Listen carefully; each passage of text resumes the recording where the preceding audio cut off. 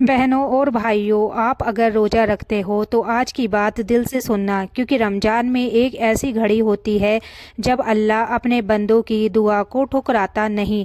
बहुत लोग रोज़ा रखते हैं, सहरी करते हैं, दिन भर भूखे प्यासे रहते हैं, लेकिन फिर भी दिल में एक सवाल रहता है, हम दुआ तो करते हैं, फिर हमारी दुआ कबूल क्यों नहीं होती। कभी आपने ये सोचा है, कभी कभी इंसान कहता है मैंने इतना रोज़ा रखा, इतनी नमाजें पढ़ी, लेकिन मेरी दुआ अभी तक पूरी नहीं हुई, और धीरे धीरे दिल में मायूसी आने लगती है। लेकिन मेरे बहनों और भाइयों, आज एक बहुत बड़ा राज सुन लो। इस्लाम में बताया गया है कि 3 लोगों की दुआ कभी रद्द नहीं होती, और उनमें से एक है रोजेदार की दुआ।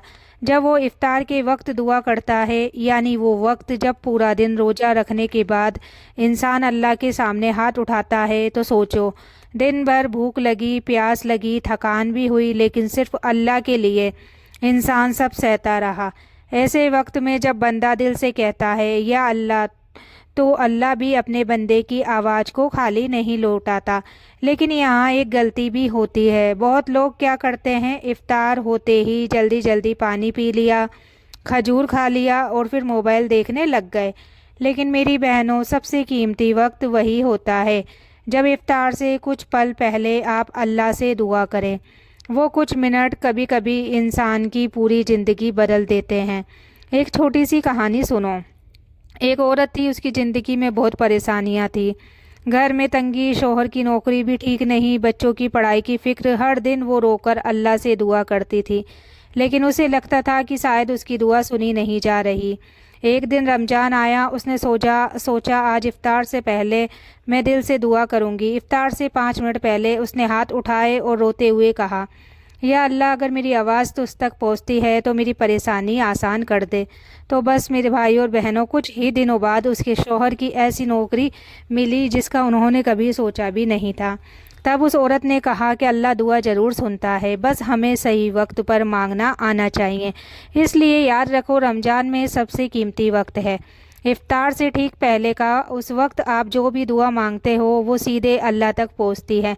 और उस वक्त ये दुआ ज़रूर मांगना कि या अल्लाह, मेरे सारे गुनाह माफ़ कर दे और मेरी हलाल दुआ कबूल कर ले। तो मेरी बहनों, ये दुआ छोटी ज़रूर है, लेकिन इसमें पूरी ज़िंदगी की भलाई छुपी हुई है, क्योंकि अगर अल्लाह गुनाह माफ़ कर दे तो इंसान की किस्मत भी बदल जाती है।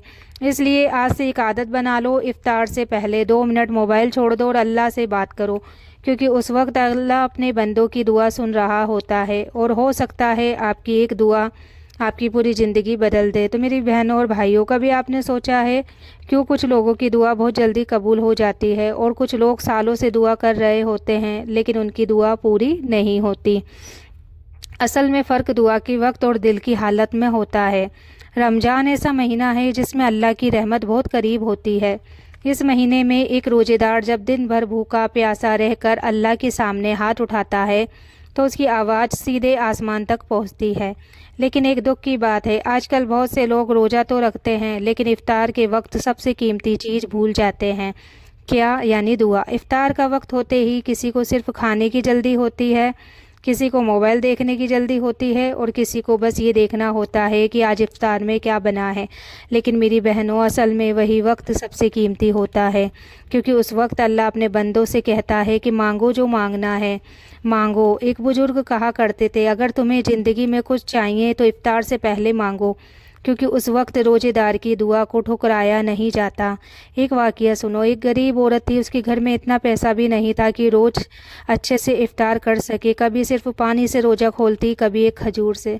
लेकिन उसकी एक आदत थी, वो हर रोज़ इफ्तार से पहले हाथ उठाकर दुआ करती थी। एक दिन उसकी बेटी ने पूछा कि मम्मी, आप रोज़ इतनी देर तक दुआ क्यों करती हो? उस औरत ने मुस्कुराकर कहा कि बेटी, ये वो वक्त है जब अल्लाह अपने बंदों को खाली नहीं लौटाता। कुछ साल बाद अल्लाह ने उसी औरत की ज़िंदगी बदल दी, घर में बरकत आ गई और उसकी बेटी की अच्छी जगह शादी भी हो गई। तब उस औरत ने कहा कि मैंने सिर्फ रमज़ान में इफ्तार से पहले दुआ मांगी थी। तो बहनों, ये कोई कहानी नहीं बल्कि दुआ की ताकत है। लेकिन एक बात हमेशा याद रखना, दुआ सिर्फ ज़ुबान से नहीं होती, दिल से निकलनी चाहिए। अगर दिल सच्चा हो तो छोटी सी दुआ भी अल्लाह के यहाँ बहुत बड़ी हो जाती है।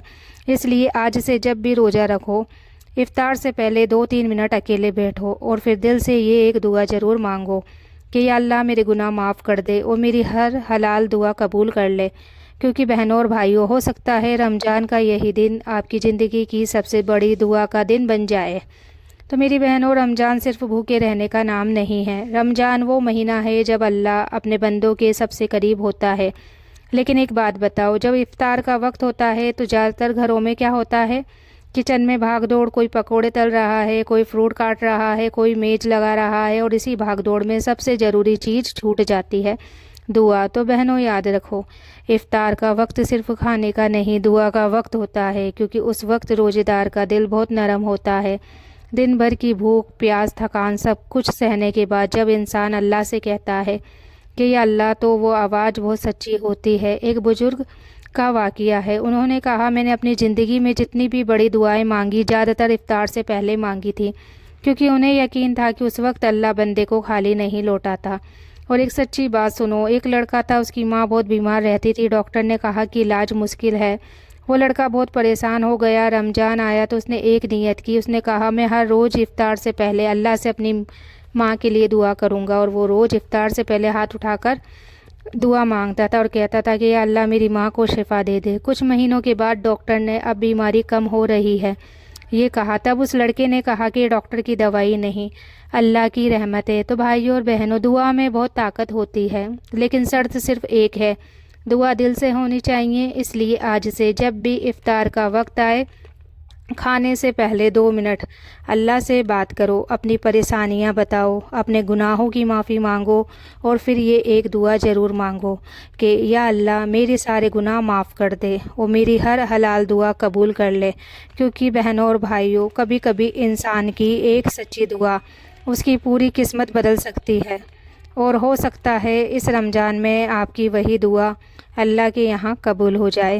تو آج کے لیے اتنا ہی، ملتے ہیں اگلی ویڈیو میں، تب تک کے لیے اللہ حافظ۔ دعاؤں میں یاد رکھنا اور آپ لوگ اپنا خیال رکھنا۔